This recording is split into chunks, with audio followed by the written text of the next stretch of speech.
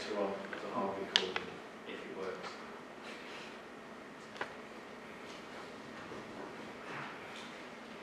Apologies. I'm aware of apologies from Councillor Shepherd and Councillor Trowlands. Do we have any other apologies? Councillor Kane. Apologies for Councillor Beetham.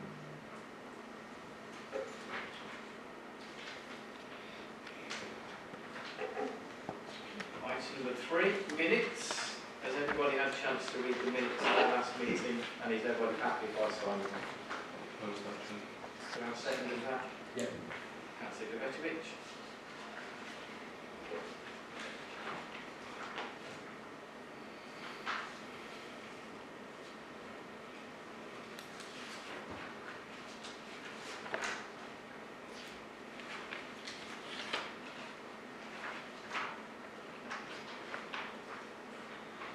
Item number 4, declarations of interest. Do any members other than myself have any interest which are not included on the schedule?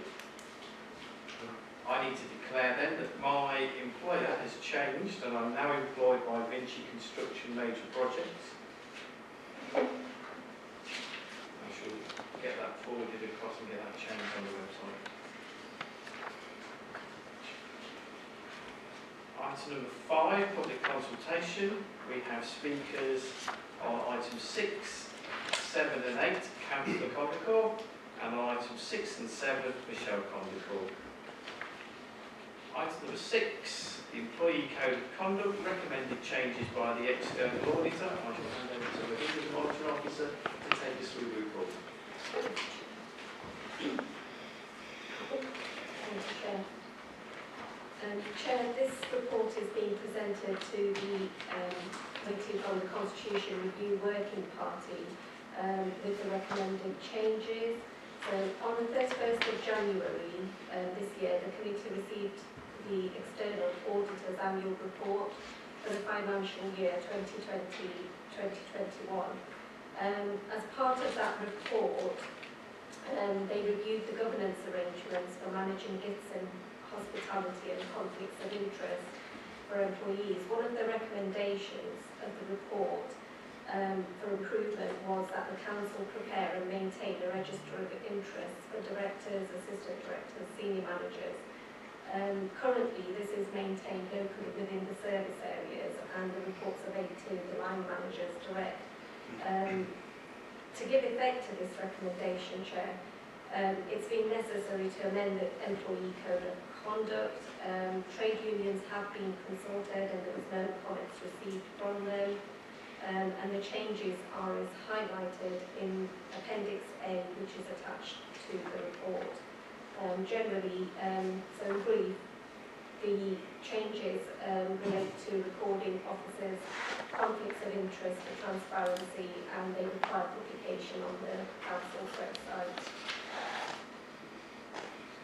Chair, if the recommendation is as set out at paragraph 2 of the report, which is to approve the amendments and for it to be referred to Council for acceptance and amendment of the Constitution.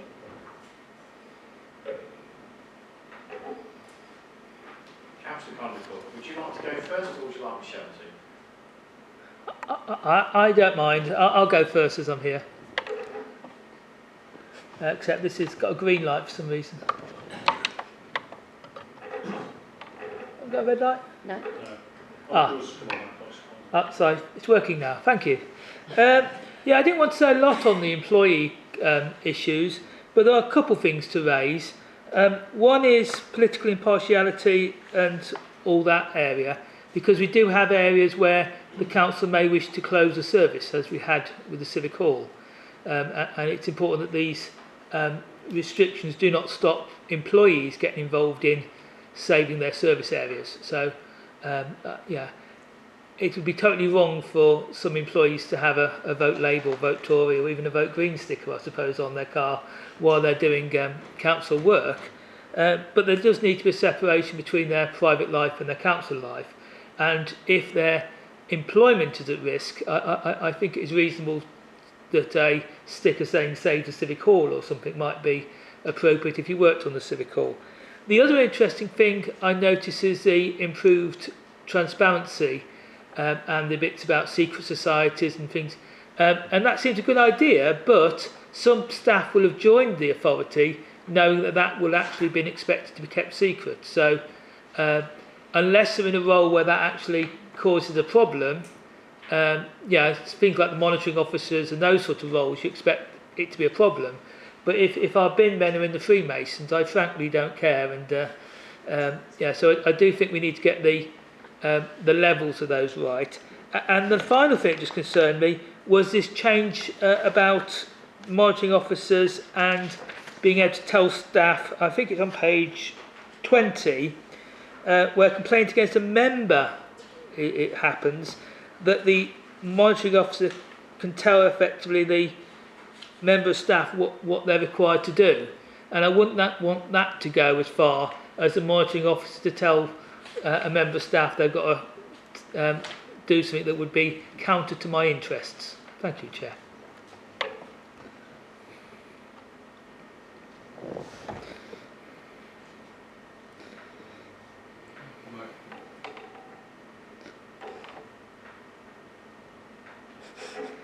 Does anybody have any points of clarification? Mrs. Conley-Court.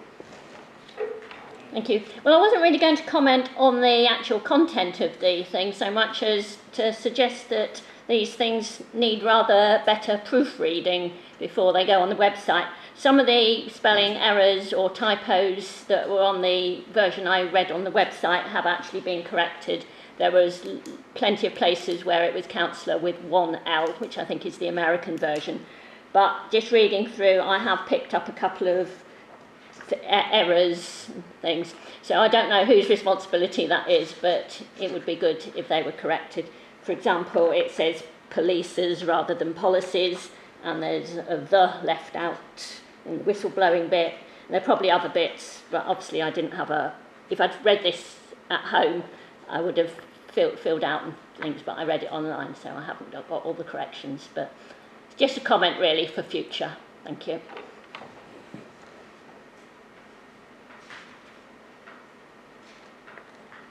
Thank you. I'm sure that comment will be taken on board. The recommendation is that we accept the recommendations in this report and we recommend to Council that the Constitution be amended accordingly. Do I have a proposal? Chair, if you don't use the mic, it's not on the audio recording that the Council makes. I would propose that, Chair. Councillor Kenneth is happy to propose it and Councillor Downs seconded. Any questions?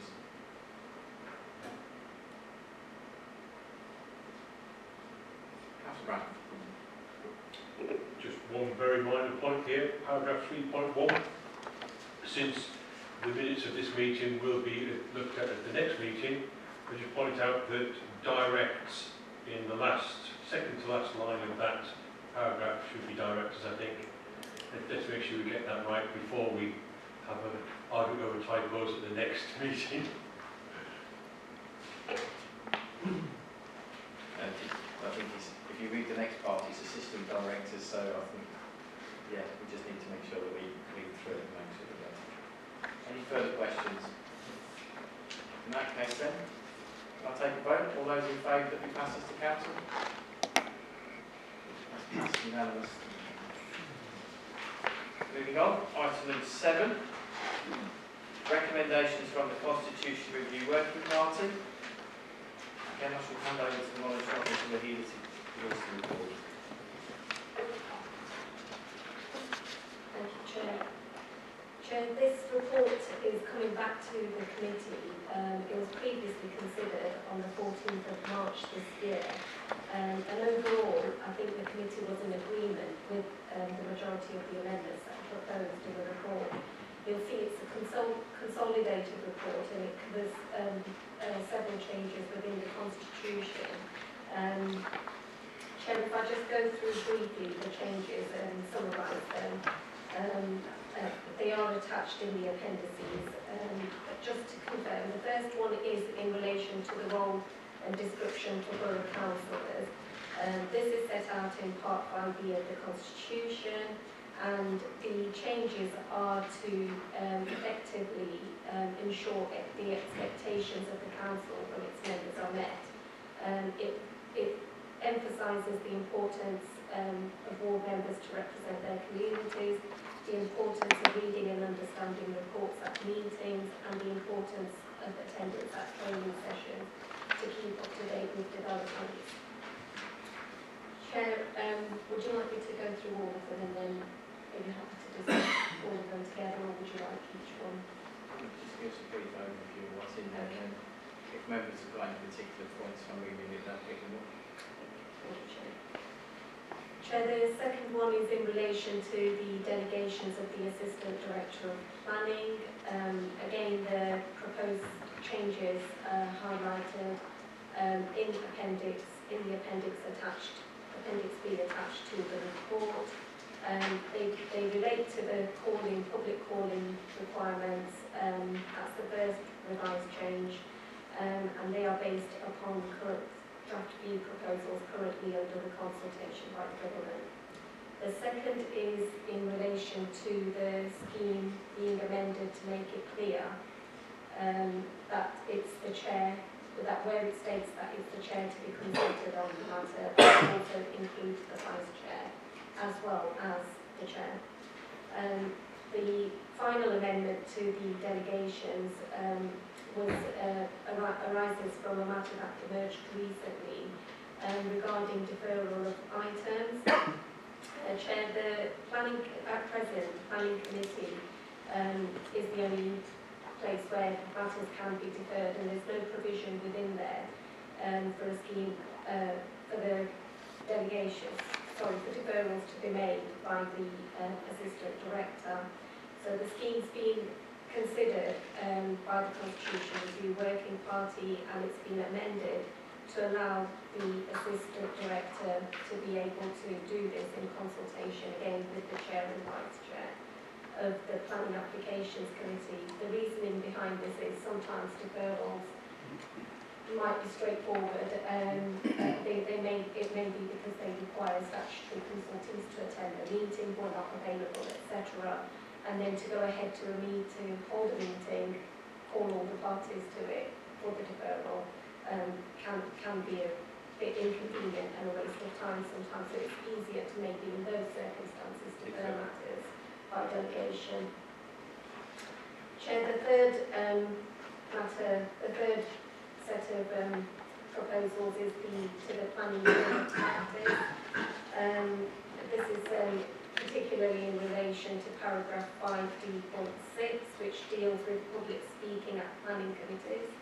The changes are in relation to the priority of speakers. Up till now, the procedure is that it's on a first-come, first-served basis. This doesn't give opportunity for local residents sometimes who are directly affected or impacted by the proposals being put forward to then have their say. So the changes are to change the priority to speakers who may be directly affected by the proposals as opposed to interested parties. Obviously, there is the changes do allow, if there are vacant slots, then there will be interested parties will be allowed to speak on the matter. The other change relates to the number of public speakers. This was also considered by the Working Party to allow the Chair the discretion to allow additional speakers. Because of the issues that this may give rise to in terms of allowing this to happen early on, in terms of making it fair on both sides, for both those that are in support of the application as well as those that object. Chair, the Working Party, having considered it, agreed to strike a balance and said to just increase the number of speakers to 3 for both objectors and proposers.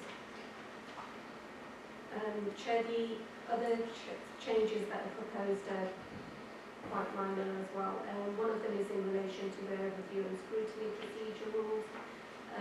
This arose from a recent call-in of an executive decision, and the proposal is to allow members who are non-members of the panel to be able to have speaking rights in this committee.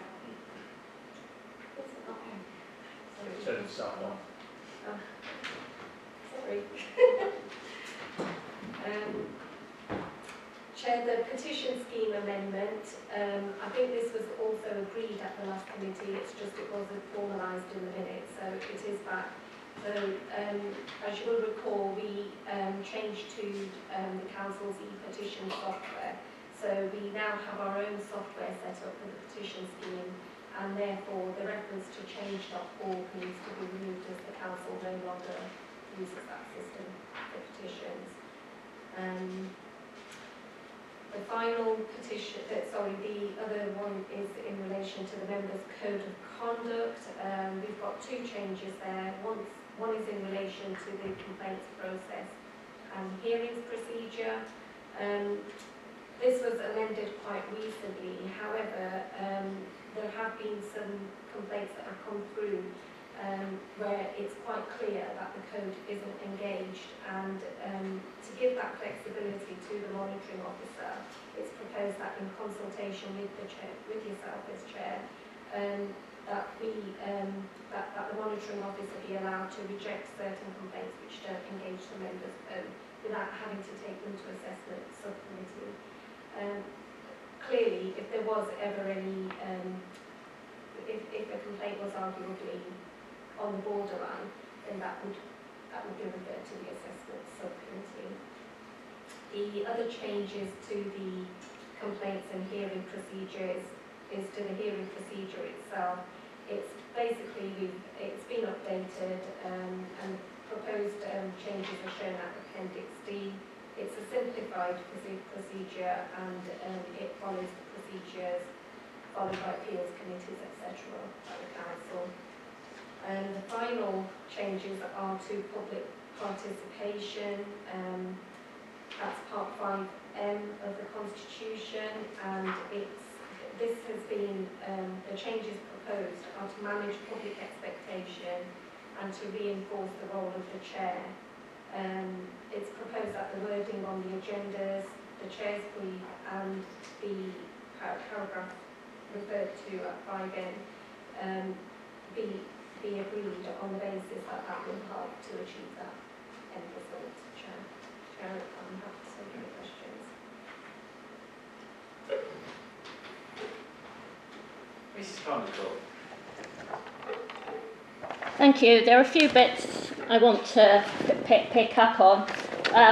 One is the criteria for letters of objection in the changes on the planning thing.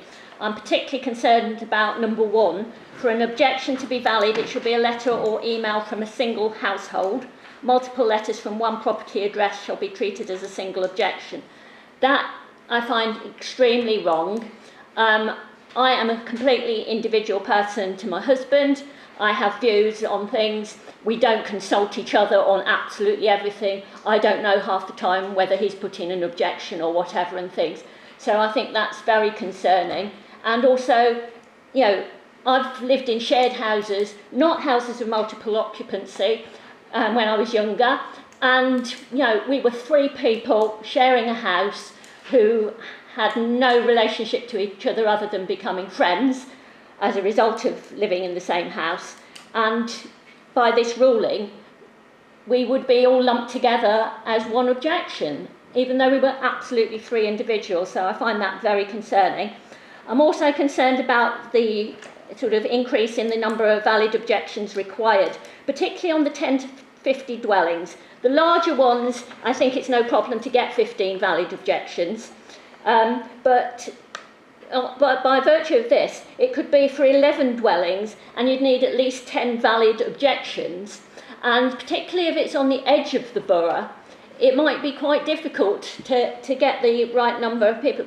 So people, you know, a small development in a well-populated area is going to be treated the same as a large development in a much less populated area. And, you know, people aren't going to get equal representation on that. So I'm very concerned about that. I have concerns about the thing on the role of the councillors. Be an advocate for your ward. Well, primarily it's the ward, and then it's the town, and then it's the borough and things. And things do not happen purely on a ward basis. Our local park is actually in the next ward. The boundary between the two wards is our back hedge. So we have a lot to do with both wards. Town centre is very, very important to a lot of people, and it's not just the people that live in Abbey Ward where the town centre is. And you've also got Twin Hatters who are representing, you know, areas which have completely different boundaries and things.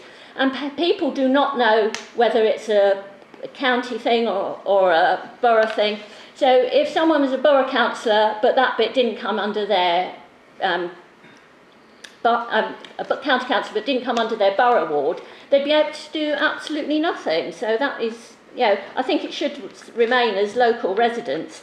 Obviously, you can't have people, saying things for all over the place, but it really is quite concerned.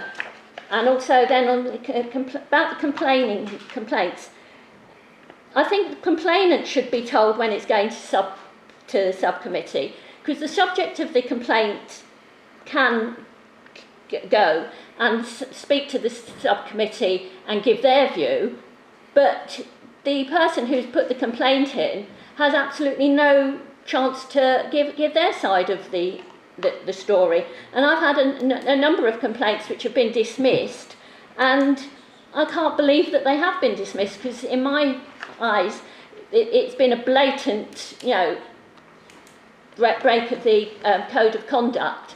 And so, I'm quite upset that I wasn't given the opportunity to come to the subcommittee and said, this is the reason I've put in the complaint, this is my version of events, and hear what the other person is. Because I have never been contacted about any complaints I have put in about different people at different points in time. I have only ever, at the end of the... at the end of the thing, saying, oh, it wasn't found, we're not taking any further action. I've never had any, contact other than, oh yes, we've received your complaint, and the next thing it's been dismissed. And I've never had any opportunity to speak, so I think that needs to be dealt with. Thank you.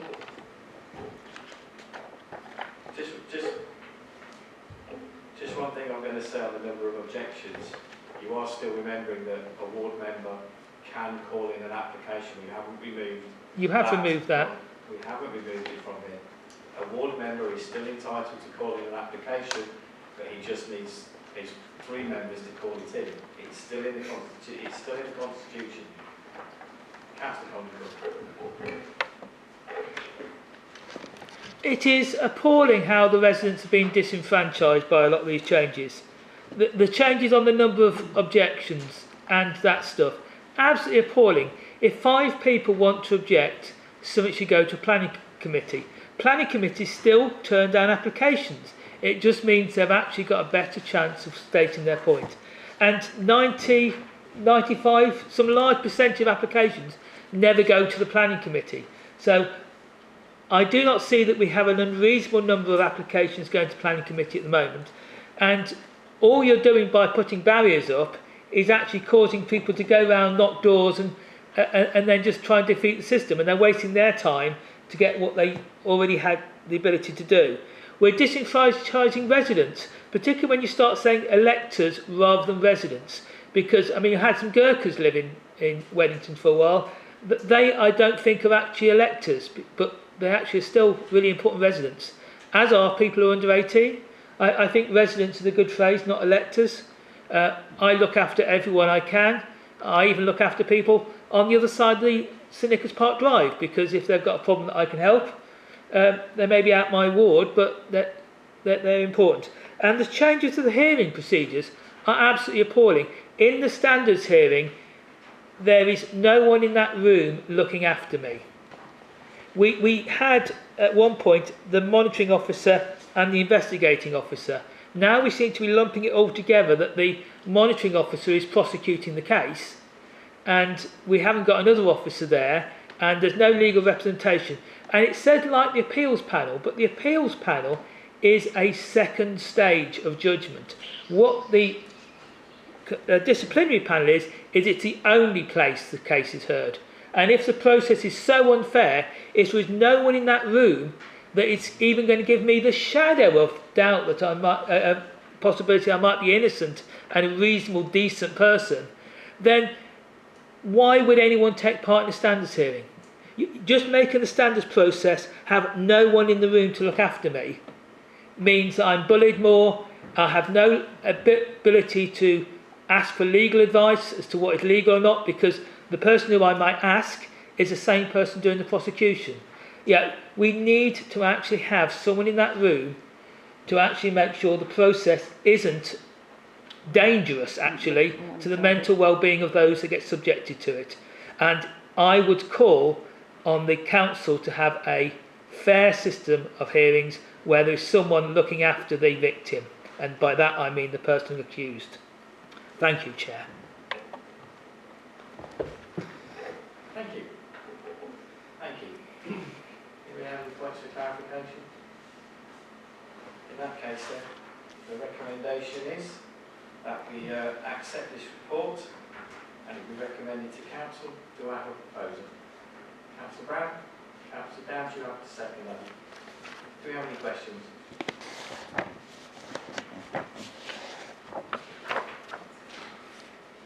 Councillor Phillips.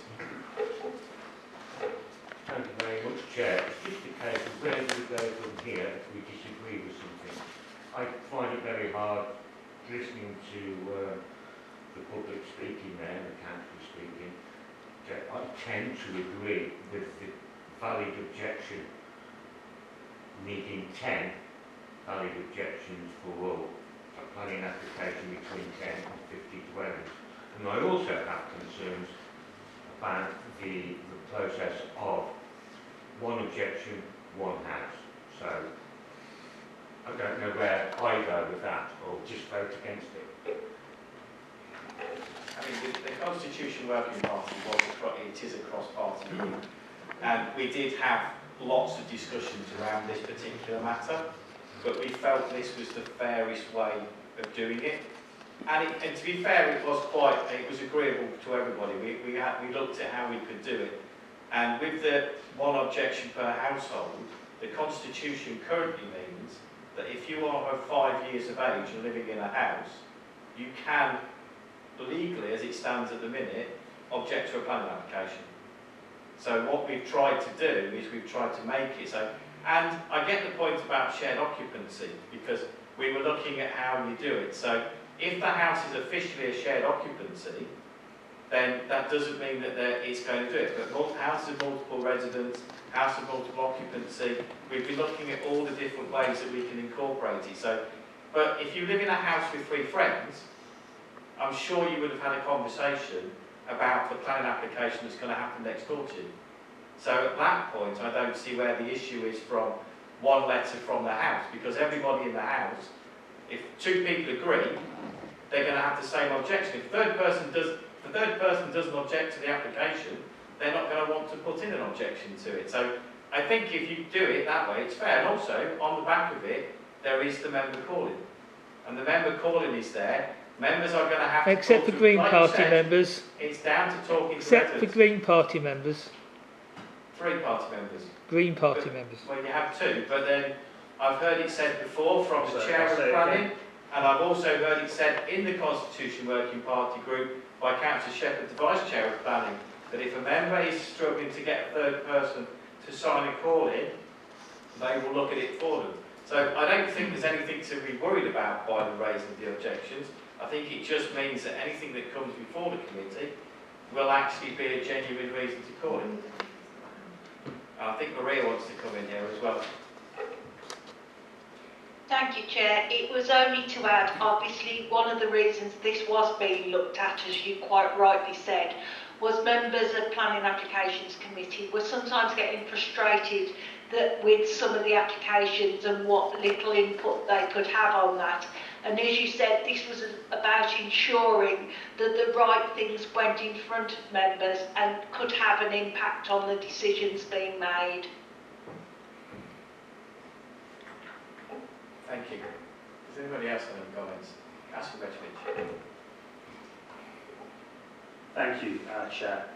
Yes, I've sat and listened to a lot of what's been said, and there's some interesting points that have come out, and just to pick up on a few of the things, I'll start with my own sort of general thoughts on what I've seen and what I've heard. First of all, deferral of planning. I'm very pleased that we've got that in. We've had, recently a number of things come in front of planning where we really need to speak to highways officers. We've got other ones coming up where we've asked to speak to children's services as well. So to actually have the opportunity to council meeting, and not to waste people's time, whether that's officers, councillors, or most importantly of all, members of the general public. We don't want them really turning up only to then 5 minutes later adjourn the meeting because we haven't got the right people. So to actually be able to do that beforehand, I really welcome that. I think well played by the members of the subcommittee that put that together. In terms of changes of priority of speakers, again, I'm very happy with that. To listen to what Mrs. Condacor's got, I kind of get the point that you are trying to make. But also, what happens if you then got a situation where you've got several people, all adults living in there, two of them think one way and are putting a letter in? What about if the other person then wants to put a letter in and they perhaps disagree with that point of view and want to go, do we have something there if we get that, or are we saying that everybody is only just allowed that one view? So what happens if there is a discrepancy in the viewpoint between members of that household and multiple occupants? I know it's not a house of multiple occupancy, they're two different. Is there any comeback on that, or are they allowed to submit two separate statements then, one for and one against? Yeah, I think it's just an objection.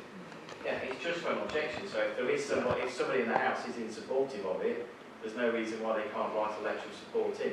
This is pure. The change is purely to deal with an objection. Objections, okay. So as I said, like you say, if two people in the house are objecting, they will hopefully write the same letter as when they're coming to speak. Because only 3 people can speak at committee, you would think they'd sit down and write the same, put their points together and make one speech. Yeah, thank you for clarifying on that point. And then the other one is the number of speakers. This is one I am slightly disappointed on. I was hoping that the bar would be set higher than 3 speakers on some of our larger items. I appreciate most of the time for planning we get 1, sometimes we get 2. But as we saw sort of last week, we did have one of the items where we had 3 people who wanted to speak, and they weren't allowed. In fact, I think there was 4. We allowed 3 of them to speak, and it would just be nice if we could just up that on some of the ones that had a larger number of objections. I still think that we do need to listen to residents as much as we can. We sort of at a level playing field, but we also forget that planners will bombard councillors beforehand, with emails and messages and documents. So I don't feel they're too hard done by, but obviously if we want to extend that way as well, I'd be more than happy to as well. But I'm just conscious that, where we've got these really large, numbers of objectors, we need to make sure we have a good representative sample. Again, welcome the fact that we're going to local people first of all, and that we're not sort of just allowing people from 5 or 6 miles away who perhaps don't have direct links to speak, whereas residents who live 50 metres down the road don't. So very pleased that we've got that in. So I mean, okay, I've got one grumble essentially, and that's just the number 3. Everything else I'm sort of fairly happy with. And just to reiterate to Councillor Condacor and Mrs. Condacor, as the Chair rightly said, I have put the offer out there that if you have something where you want to call it in and you are struggling, I'm always happy. I'm sure Councillor Shepherd as Vice Chair would be happy as well to add our signatures to it, as long as it's a reasonable request. Obviously, what we don't want is every single item on the agenda being called in. Every single item in planning for a week being called forward, because that really would be a waste of our time. But if there's something genuinely there, I'm more than happy to sit down and look through it with you, Councillor Condacor, and more than likely give it my approval. So if you do need it, and also your ward colleagues as well. It doesn't always have to be Green Party, which you stated, or Blue Party, or Red Party. We can work on these things in a non-political way as well. And I'd encourage you to build those bridges with your colleagues from other parties as well. Thank you. Before I bring you in, Councillor Brown, Maria just wants to come in on this point. Thank you, Chair. I just wanted to make the point, obviously I'm really happy as well that we are looking to increase the number, because I do think, you know, when you look at other authorities, allowing 2 speakers is actually quite low. The only word of caution I would have in terms of increasing speakers beyond 3, it is something that we would have to do in advance of the meeting to make sure all parties are aware. I'm only saying that, I'm not wanting to be negative, but I just need to ensure that after we've gone through all that effort in terms of considering an application, members considering it at committee, we are challenged on the process. And to be honest, challenges on the planning process are quite commonplace and can be, can be costly. So again, if we go down that route of increasing numbers, we would have to do it in advance of the meeting, and obviously there's the logistics involved in that. We did actually spend quite a lot of time discussing that point as to how we could do it, and I think it was felt that 3 either side was probably the fairest way of doing it, but we can always review, we can always have a look at it in 6 months' time or so, and if there's anything that we think needs changing. Councillor Brown. Yeah, sorry, can I just come back, Chair? Right, so yeah, I would welcome that. Yeah, I'd welcome perhaps a review in 12 months' time of that, just to see where we are and see that it has been effective for us. I think maybe 6 months isn't quite long enough, but I think in a 12-month cycle, you normally get to see pretty much everything that you're going to see. So yeah, I would welcome that review, and I think you can schedule that in at some point as something to look at in sort of a year's time. Thank you. Yeah, I think we could look at see if it's worth increasing the number of speakers. Councillor Brown. Thank you, Chair. The other points that I was going to make being really well covered already, but one request really in respect of Appendix H, which is the guidance for speakers at meetings. Could I just suggest that the contents of paragraphs 5.4 and 5.5, that we add a précis of those points to our website in the section that's marked public participation at meetings. We already have a section there that says that the public are welcome to come along and speak at meetings. But perhaps if we gave some guidance as to how we expect people to behave, then we can preempt the fact that people come along ill-informed as to what's expected of them. And we put it out there that the public are pre-warned that they need to stay on topic and not indulge in mudslinging perhaps. I think it may be even an idea to read out as part of the preliminaries of the meeting. Just on that point, that those 2 paragraphs are actually going to be on the front of every council agenda moving forward once this is accepted. So they will be. It'll be up to the chair whether he wants to read them out in full or what, but they will be read out at the start of meetings. As you say, to give the people, public speakers, an expectation of what we expect them to speak. Councillor. Thank you, Chair. You've made my point before, but I was going to suggest putting these points on the agenda. So maybe put them in the part where it explains points of order, points of past explanation, public participation at meetings. I think that's just a nice place where it slots in, so the chairs of meetings don't have to read it out every single time if it's there on page 2 of every agenda. Thank you, Chair.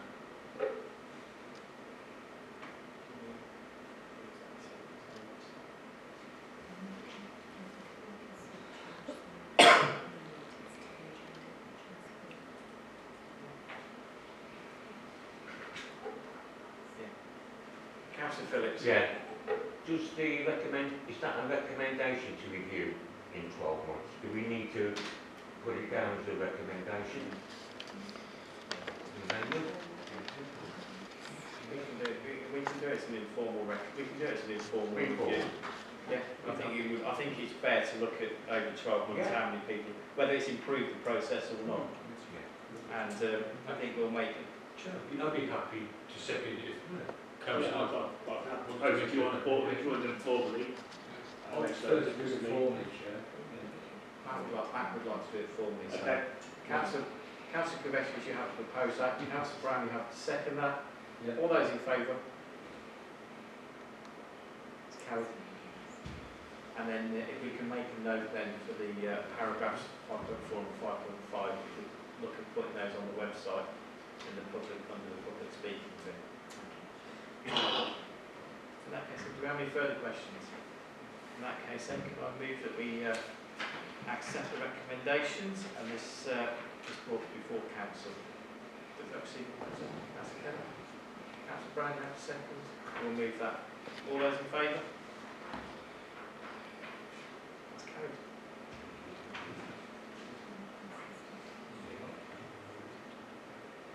You understand? Councillor, no, councillor, he's observing. He's not here to vote tonight. Oh, yes. Item number 8 on the agenda, the proposed work programme. I'm going to hand over to Matt to introduce this. Thank you, Chair. This is, members, this is the work programme for the forthcoming financial year. This is the usual report that comes to this committee at this time of year, and you will note that in Appendix A you've got the work programme itself split up into the audit provision and then the standards provision, and we've set out there when we believe we'll be able to report to this committee for those particular agenda items. There may be some slippage or some brought forward. We'll see how we go through the year depending on how those audits go and the standards elements go, but that gives you an idea as to when to expect certain meetings to have certain agenda items. As I say, usual items on there. The only two new ones that you may notice in the standards section on the last 2 rows relate to the forthcoming Board of Election and obviously the training for members following the election period.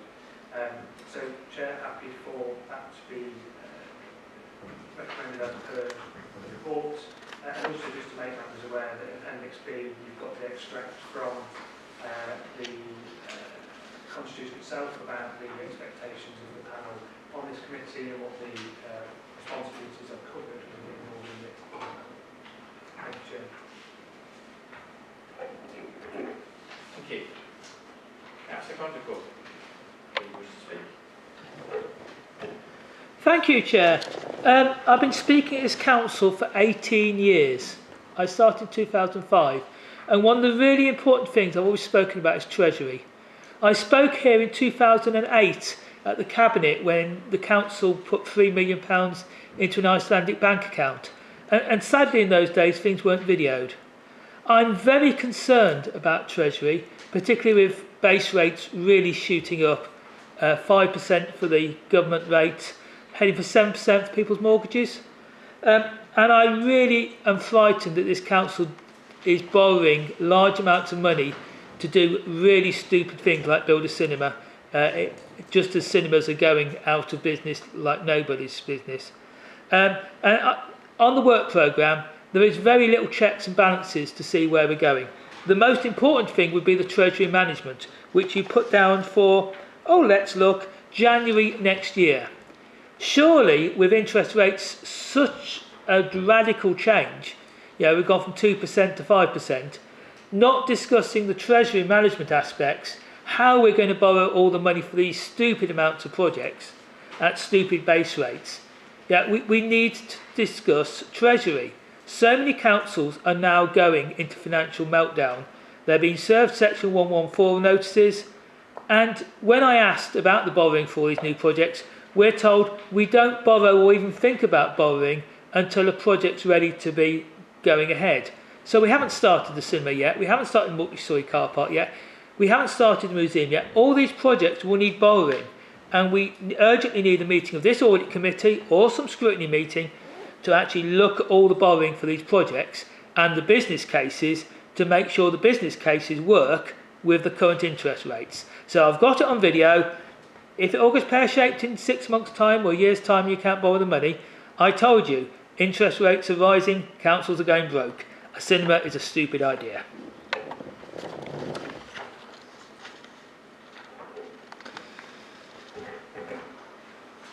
Any points of clarification for anybody? The recommendation. Yes, Councillor Beck. Yeah, I take slight umbrage actually, and I'd like to Councillor Concord to explain why a cinema is a stupid idea when they have multi-uses. They can't just be used as cinemas, they can actually be used for other things as well. And if you look at most of the ones that are really successful, they branch out and do things like comedy nights, they do entertainment nights and things like that. So it's not just a cinema, okay? You're talking about a community asset. So can you explain to me why, for example, that in your mind is stupid, whereas cycle paths, which are used by hardly anyone, are a great and a wonderful thing? So I'd really like to hear this, because as a councillor, I don't think you should be saying things are stupid. You may not like them personally, but to actually just use the word stupid outright, I think that's inappropriate of you as a man in your position, Councillor Concord. The business case for a cinema is very dubious at the moment, and doing one in Nuneaton, which we've got a report from Warwickshire County Council, which actually studied how many cinema screens each of the towns needed, and we're fully provided with cinema screens. The report, it's online, tells us how much cinema screenage we need in each of the different areas of Warwickshire. With cinemas in Hinckley and at Bermuda Park, we're fully provided with cinema screens at the commercial level. If you're then going to niche cinemas, which are smaller, which is probably slightly smaller than what we're building, there's a niche market, and that niche market tends to be in affluent areas, the Lichfields and various places like that, the Solihull. The key thing is it's the business case. It's got to be sensible for a large number of years, and we will probably give a cinema a year's rent free and then expect to recruit that over years. We are not looking at the business case. So I think it is right to say... I don't think you can sit there and say we will probably give something a year's rent free. That is what is normal. Yeah, but we don't know what's going to happen yet because nothing's been done, nothing's been announced. Chair. Been signed off. So to say we would probably, you could say maybe, but not probably. Chair. Because that's assuming, but at the end of the day, it's a quick point to answer. Chair, bring the business case for the cinema to this committee in closed session and let the committee, even me not here, just go through the finances and see if it's ties in with me being silly or actually it is a bit risky. I'm sure that at this present moment in time, people far more qualified than myself and some of the members of this committee are actually looking at those business cases. Yeah, it's interesting, Chair. Some people said vinyl was going out of fashion at one point, and what's happened there? So, to say for cinemas, people are always going to want these multimedia centres, and you've got to think in the wider context, Councillor. But then it's not just the cinema you're talking about, is it?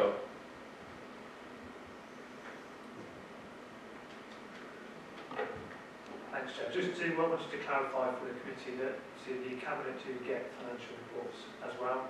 And obviously the purpose of this is to give a 6-month, in terms of this work programme, is to give a 6-month report into the current financial year for the treasury management of the authorities. Just wanted to provide that clarification. And obviously secondly, there's obviously, as Councillor Conrad was confirmed, there's also opportunities for OSP panels to also call in particular projects. Thank you, Chair. Yeah, and I think it would make sense, it makes sense to me to look at something in January when we know when things have settled down a little bit and we know where we sit rather than to jump straight in now. So, Councillor Conrad, if you want to investigate the cinema business case, you know how to do it. It's called a work programme suggestion. It will go to the relevant OSP, whether that be finance or whether that be the business committee. And I'm sure as the chair of the finance committee is here tonight, if the work programme suggestion is acceptable, I'm sure he would look at it. Do we have a proposer for the recommendations? Councillor Cannon, do we have a second? Councillor Hartsall, any questions? Councillor Down. Thanks, Chair. I've got a bit of concern actually with what's going on at the moment because I know this is going to sound a lot Bedithonian, but we should recall last year. We're building a multiplex cinema. I don't understand it, I'm sorry. Why should we borrow tens of millions of pounds to build a multi-screen cinema when we've got something that can do the job? It's just me, sorry, but I know it's a bit off track, but Well, unfortunately, we can't answer that here tonight. We're here to look at the work programme. I do think though, we need to keep a close eye on the financials, Chair, to be honest with you, because there's a lot of people there on the mortgage payer. I can assure you And that I that think- is being done. I think we should make it a bit sooner than, January, possibly November, and then look at it again in February. I think it I'm comes just down. thinking shorten that gap a little bit, Chair, that's all. I think it comes down to the realistic when the report is prepared, and it is a quarterly report. Yeah. It's being quarterly moving forward. So the recommendation is that we accept the work programme. All those in favour? Any against? Any objections? Abstentions? Okay, so that is carried. Not aware of any other business, so therefore thank you for your attendance tonight, and we'll bring this meeting to a close.